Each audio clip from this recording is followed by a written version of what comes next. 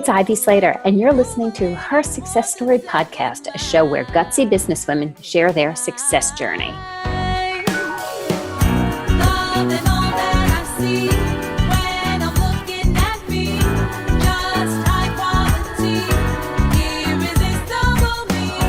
Welcome back to Her Success Story, where we have another exciting episode while we continue our series of Women in the C-Suite. Today, we're having a great conversation or a great interview with Lisa Knutson. Now, Lisa is the Executive Vice President and Chief Financial Officer of Scripps Company. So a little tidbit that I found fascinating, I was like, oh, do I know this company? And I was like, why would I know it? It sounds so familiar. And then I did the little back end. I was like, oh my goodness, of course we all know it. Scripps was the originator, and Lisa, I'm going to ask you about this. The good old-fashioned spelling bee.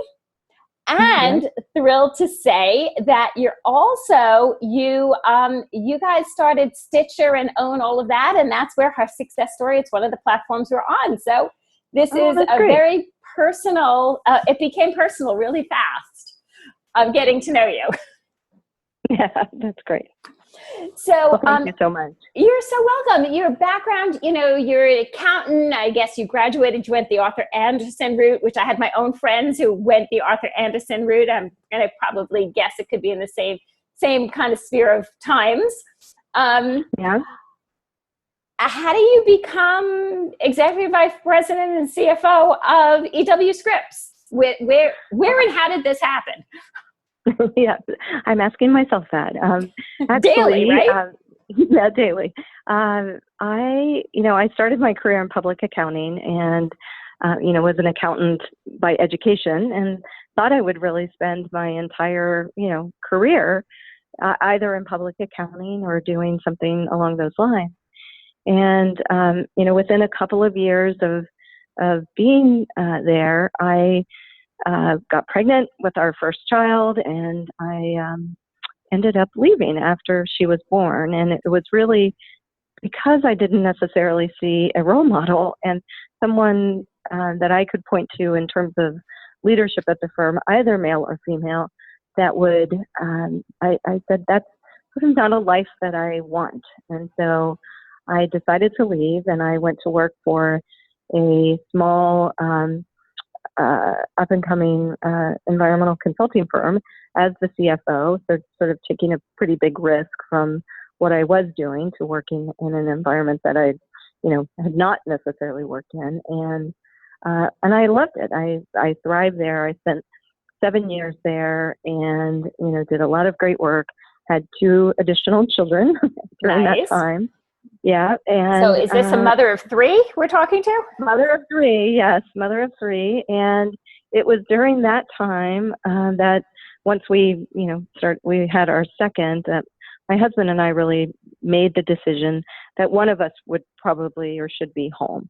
And so it was at that point in time that we made the decision, and this was in the early 90s, that he would be the one that would stay home based on my career and where that could take me. And, as a mom, I have to jump in for a second. That was a radical move at that time.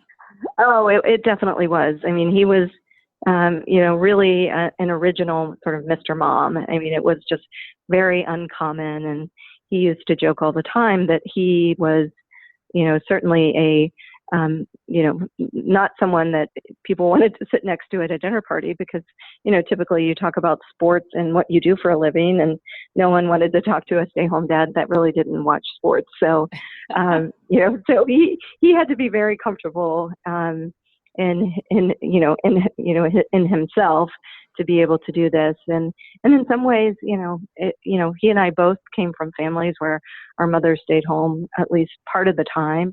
And so, we really thought, well, we'll give this a try and hopefully it'll work. And, and certainly it did. We have 3 great children who are all in, successful and, and one still at home in college. So, so it certainly, and really afforded me the opportunity to expand my career and be able to pursue the dreams that I had, from a career perspective. And so that was, I think somewhere around 1994. And then I stayed at the environmental consulting firm for a few more years, and then went back to Arthur Andersen, believe it or not, in a role helping small and emerging businesses. So I really have a passion for entrepreneurs. And I went back into that business for a few years until Arthur Andersen decided to get out of that business. And so then I worked internally for a couple of years right before actually the Enron. I actually left. I actually left Andersen about 6 weeks before the Enron. You're a fortunate woman. Really, yes, I have very good timing, and you have great timing. Yes, I actually went to Fifth Third because one of our Fifth Third Bank here in town, one of the partners who had left Andersen had gone there, and he had been courting me, and thankfully I did say yes, because ultimately, within 6 months Andersen was gone. So, and it was at that point in time I took a role. Again, I took a role that was sort of undefined, and it was the CFO for Human Resources, which sounds sort of, funny, title. That they had finance and accounting support for each of the lines of business as well as the functional areas. And so I really got to define sort of what that role looked like, and then spent some time. It sounds to me, I have to jump in here for a second. You're a woman who is open to opportunity, but is also willing to. You took a bunch of risks along the way. You didn't have the answers. There was a lot of things that were not yet defined in the positions you took and in the journey you took, that you said, okay, I'll jump in and see what I could do here. Absolutely. I was beginning to learn, about myself as I was making these changes. And one of them was really about, I thrive on challenge and change. And so, as I began to, I'm sure. I love it. Yeah. So at first I sort of was trying to deny that, and like, oh, what's wrong with me? I stayed at the environmental consulting firm for about 7 years, which was probably, quite a long time. And then I was at Fifth Third for about 4 years, and I loved it because I had the opportunity to really take on to define a new role that wasn't defined. And then also was asked to step in and lead a project around the transformation of human resources. And so that was, for someone not coming out of human resources, it was, again, a great opportunity. I was an individual contributor at the time, so I had no direct reports, but I had a project team of about 100 across the company that was working on this transformation project. And ultimately, we finished the project, and it was successful. And then I knew I needed another challenge. And so what? Right. So then, what's the next challenge? So okay, so the next done this, conquered this. What's the, I don't know. I'm a skier. Our families are skiers, and I watch my son, and he's like, okay, so we did this run. So like, well, what's the next run? And that's like what I'm hearing. It's like, okay, is there like another mogul run, a black diamond run? Like, where are you going next? Yeah. So, and when it was just, I was starting to get restless, I could feel it.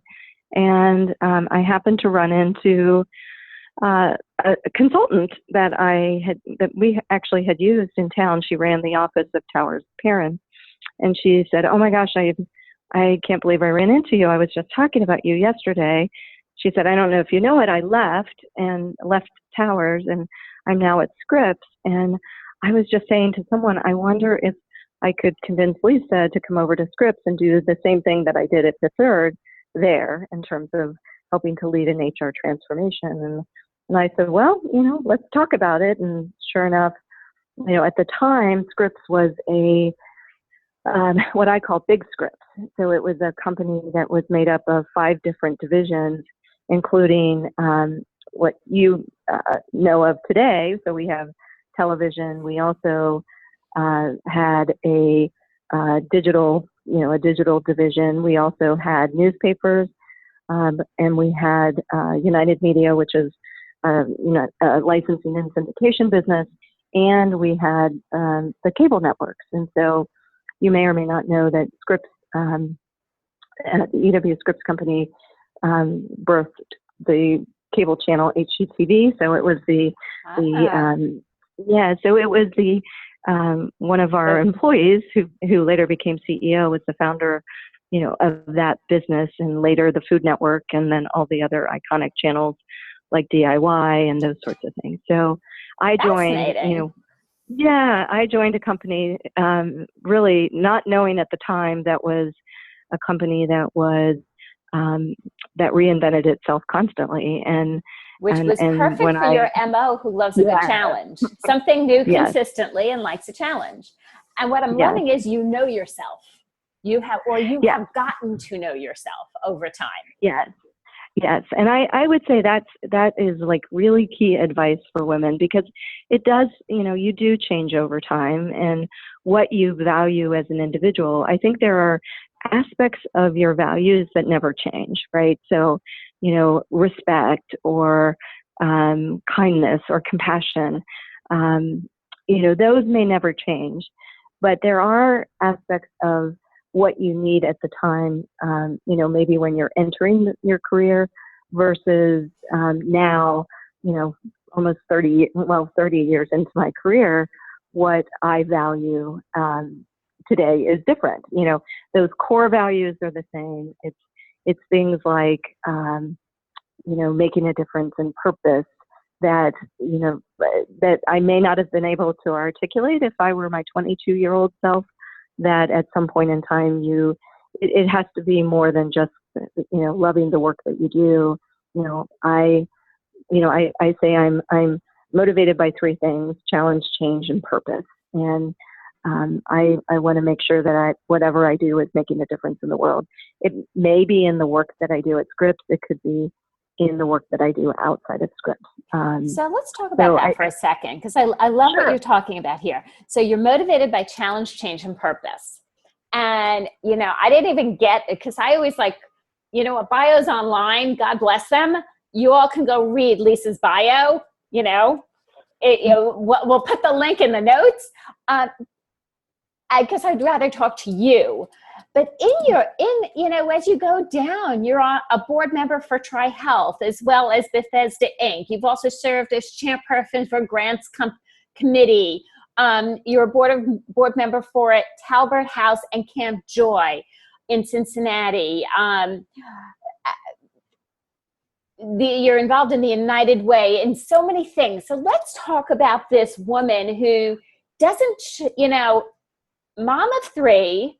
So you birthed a couple of people there. You've definitely birthed a career that's huge and have really made an impact in a company that is continuously transforming, which is great to see. And you also have this whole other agenda in life. Yeah. How do you do that? What are some tips here? It's interesting. So knowing, I'll tie this into my career at Scripps.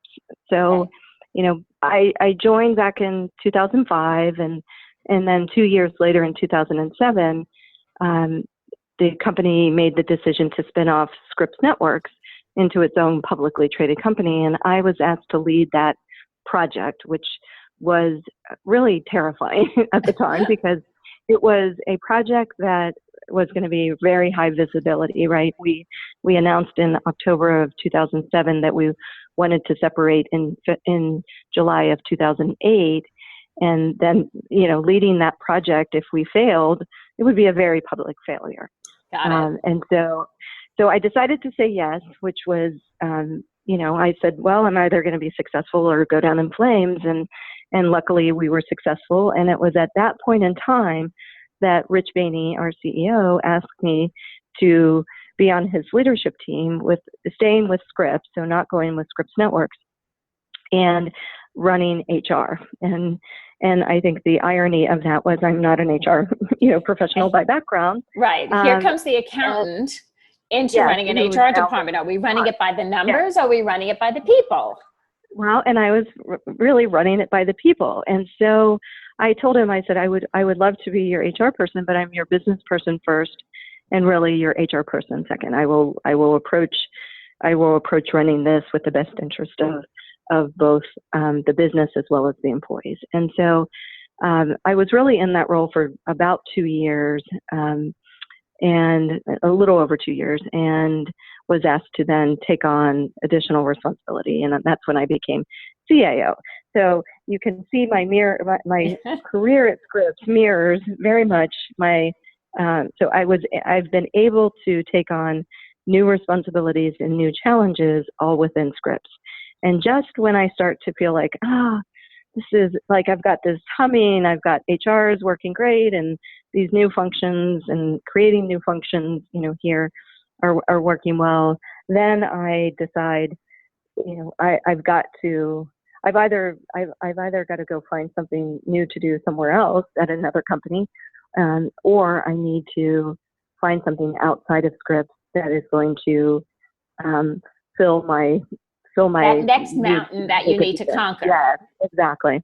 It sounds like it's keeping you engaged, excited, building. You're a builder. You're an innovator. Yes. So that's when I started to get involved with organizations that supported children, because that's obviously, I have 3 kids of my own, and something, if I'm going to spend time away from work or home, it's going to be in an area that I feel strongly about. So I've been on a number of nonprofits, helped United Way with Success by 6 early on. And that fed that need to make a difference and to work on challenge, right, outside of my day job. And then sure enough, something else would come along at Scripps. We would buy a company, we would spin off businesses, and then I could re-engage in terms of, just small little things like that. And so I really pursued those things externally as a way to fulfill my need to be sure that I'm pursuing purpose in my life and making a difference in the world, and as well as, fulfilling that challenge and helping to lead change. And so, there's been a number of things over the years that I've been involved in. And then later, with TriHealth and Bethesda Inc, that became, I'm also a lifelong learner. And so healthcare is an area that fascinates me. It's, much like media, in that it's full of challenge and change and big, complex kind of organizations. And so I really pursued wanting to be a part of that kind of organization because, one, I think I can be helpful, but 2, I can also learn something along the way. And so, I'm very intentional about the things that I choose. I don't necessarily do things by happenstance. It's really about pursuing those opportunities, really with intentionality. So speaking of intentionality, I want to take this in another direction that we were chatting a little bit before we started recording. Starting out at Arthur Andersen, starting in that boys' world, that boys' club, that was so predominant. And I'm just going to guess kind of mid to later 80s. Yes. I have a feeling we're in similar age brackets. And seeing women then and women now. So women have come a long way. I mean, we're focusing the month of September on women in the C-suite, and there's an abundance of women to interview, which is fabulous. Right. So we've accomplished so much. I would love a little of your own insight on what has worked to help us gain the traction, and what do we still need to do in business? Yeah. Or also human nature as human beings. Yeah. I do think it takes, back to that word intentionality, I do think it takes intentional focus on diversity and inclusion to move the needle on any front, right? And whether, and we're talking about women in the C-suite.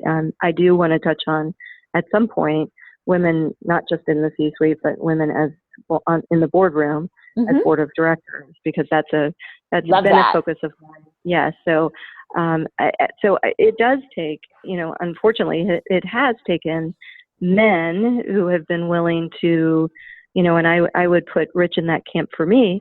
Rich, I became a trusted advisor to him along the way, but he gave me that opportunity and embraced, the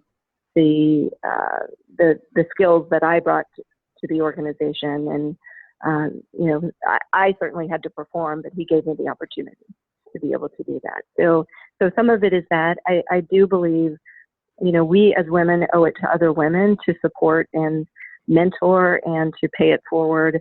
I never pass on an opportunity.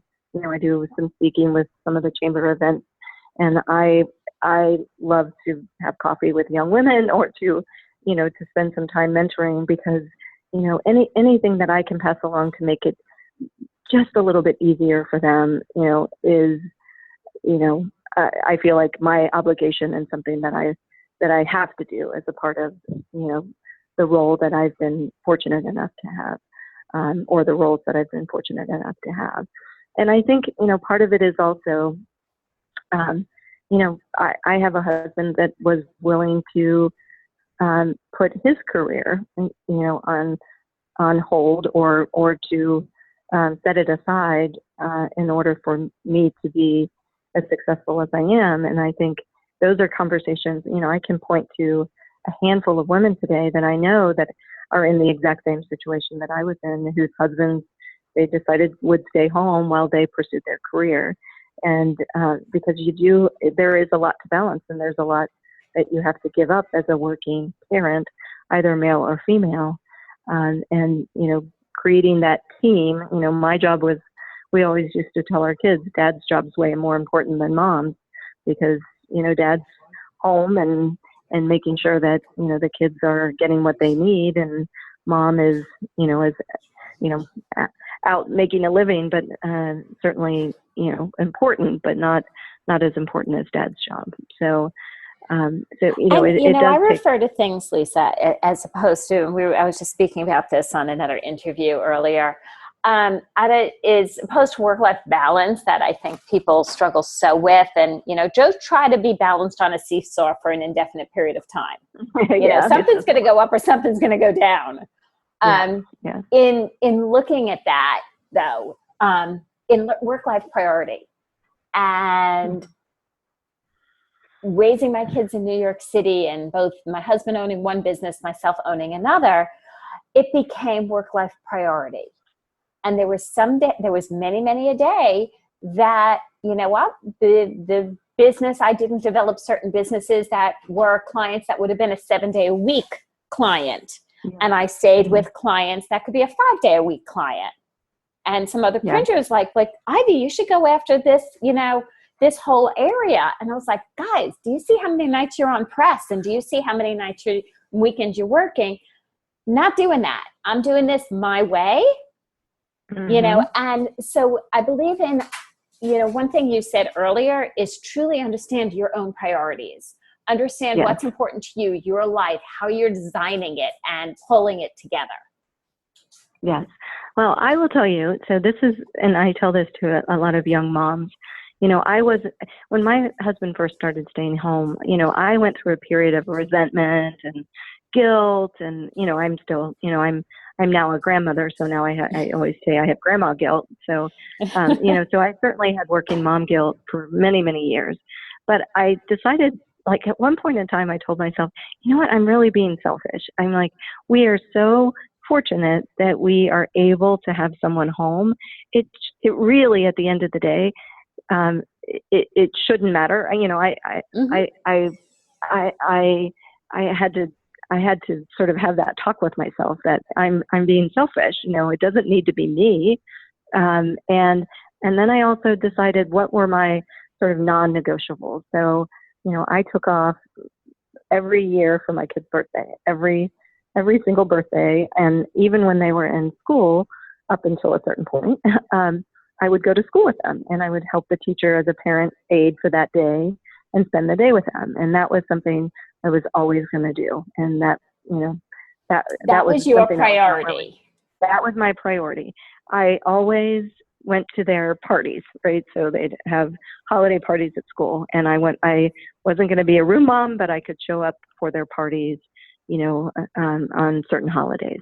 And so there were, and we always took a family vacation, so there were just a number of things that I wasn't willing to sacrifice. But you have to be honest, and it wasn't, I never made it to every soccer practice. I never even made it to every soccer game, but I made it to, I made it to most of them, and out of town tournaments and those kinds of things. But you just have to, prioritize, to your point, those things that you're going to be able to do, and that are just not, that are, as I said, non-negotiable versus not. So let's talk about, and I love that. And I want to go back on something that you opened up before we lose the time, and the time runs away, because we definitely get, you and I could talk for a long time here. Yeah. You mentioned women in the boardroom, and talking about prioritizing, and there's a lot of on the stats side, there's statistics on women in the boardroom and the impact it's making on profitability and sales and blah, blah, blah, blah, blah, and company growth. When you said, hey, Ivy, let's talk a little bit about women in the boardroom. Talk to me. What do you see out there as a woman who is on a variety of boards? Right. So I would say, just sort of a blank statement, we need more women in the boardroom. So I don't know what the statistic is today, but several years ago, it was 1 in 5 companies, or 1 in 4 companies had a woman on their board, just a woman, and that were public companies in the U.S. And I know that number has increased some, but probably not enough. And I do know that statistics will prove out that having women, or diversity really, period, but women specifically on your board, those companies are more successful financially based on the financial results of those companies. And so, I decided, gosh, it was probably 5 or 6 years ago. I thought, I think I would have a lot to offer a public company board. And so I really set out, again, with intention. I said I was patiently determined, because I had so many recruiters tell me, as CAO at the time, the Chief Administrative Officer, that's probably not a title that people are going to look at for someone, as a board member. And so I did, I went to the Kellogg's Women Directors College. I went to as many different directors colleges that, seminars that you can go to prepare myself. And then I set about, someone gave me some great advice, which was, start in your hometown. Talk to the lawyers, the attorneys, the people that are in the boardroom that or the companies in town, and begin to put your name out there as someone that would be interested in joining a board.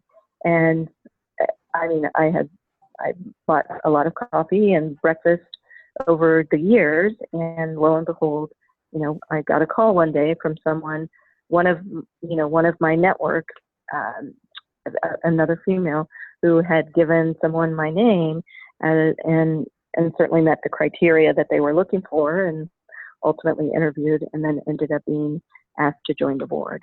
But it's going to take, in that case, it was another woman helping me to do that. But, I did the same thing, asking other men, because otherwise, you tend to, if I'm not top of mind, if one of my male colleagues doesn't know that that's something I'm interested in, then they're never going to think of me. And it took, from the time I probably started, it took me through 4 or 5 years to actually be successful in joining the public company board. And, I'm proud to say here at Scripps, we have a third of our board is women. So we have 3 out of 4. Congratulations. Yeah, absolutely. And I think it's important. And, we all come at decisions and information with our own, unique experiences and perspectives. Um, and even our senior management team here at Scripps, our CEO, Adam Simpson, more than half of the senior team is female. And I think that is a testament to his placing a priority on diversity, as well as others who are helping to make those decisions about roles. So it is something that we're a long way. In Europe, I think they mandate that a third of your board has to be female, and so we don't certainly have those kinds of roles here in the U.S. But it is very easy, as you're looking to fill a board seat and you're sitting in a room with former CEOs of companies who are mostly white men, to say, well, I know 4 or 5 other white men who could join our board, and really having the courage to challenge that and to say, maybe we should think differently about the composition of our board, and both from a diversity, ethnicity perspective, as well as background and experiences. Love it. Well, I greatly admire your forthrightness of just saying, I set out with an intention, and then you follow through. And there, many people out there talk a great game. One day, but you're very clear. You set the intention, you put the intention out there, and then you're consistent with your follow through. Yeah. And that, that is what we see in success. Yeah. Yeah. It's funny because I would say I would say I'm patiently determined. But part of it was also, I just believe so much, and it's not so much about, it is about me joining the board, but it's also about what it means for women. So the more women that people see in the boardroom, the more contributions that others that are sitting in that boardroom can see, the more likely it is that we'll have more and more females in the boardroom. It's a great cycle to begin. Yeah. So before we jump off, any tips or for our listeners? I think you touched on it earlier. I think really examining, I've tried to be true to myself and what I value, what I know motivates me, what gives me, what makes me feel like I'm making a difference in the world. And I think really examining that, taking a hard look at yourself and being able to answer those kinds of questions for you. And as we talked about, really, having the ability to be patient in setting out on what you're trying to accomplish. Things don't come quickly and easily. And so sometimes it takes, it takes perseverance and intentionality and all of those things that we talked about. So, I would highly encourage, especially young people, I'd love to go through a values exercise with them, and then equate that to how it might change over time, and continuing to come back to ultimately what you value. One last thing I want to leave you with, there is a quote, and this is something that I haven't even figured out quite for myself, but it's something that I think propels me. There was a quote I heard once that said, not only can you be the best in the world, but you can be the best for the world. And I had felt like my whole career I was trying to be the best at what I could do, not in terms of competitiveness, but competitiveness with myself, to always be the best at what I do and to work hard. And then that was really a moment when I heard that quote that said, I can be the best in the world, but I can be the best for the world. And that's my pursuit. Some of the work that I do outside of Scripps is really that pursuit of how I can be the best for the world. And I don't know that I have the answer quite yet, and I keep pursuing what that would be. But I would leave that with your listeners to think about that and how they can put that to work in their own life. Thank you. Thank you. I love that. Not only can you be the best in the world, you can be the best for the world. So I'm going to do a little Googling and see where that quote came from, because I'm going to share that one forward. I love it. Yeah. Yeah. So following Lisa Knutson, how do we, Twitter, LinkedIn, where do we continue to get pearls of wisdom? Yes, definitely on LinkedIn. I'm not an active Twitter user, although I am on Twitter. So certainly, and then, I would be happy for you to put my email in the show notes if that's something that you would like to do. So I'm going to say, why doesn't our listeners reach out? Because I don't want Lisa to get overwhelmed with giving forward. Reach out via LinkedIn and make reference to her success story. Remember, listeners, please subscribe to her success story. Leave us a review. Leave us some comments. It's how we continue to get content together for you and for great episodes like today. Thank you, Lisa. Absolutely. Well, thank you so much. I appreciate it. And we will see you as we continue with the series on women in the C-suite. And I think, Lisa, you gave me an idea for 2019, and let's maybe look for some of those women on boards and and learn more about that. I think that would be a great thing to learn next year. Yes. Thank you, listeners, and see you next time.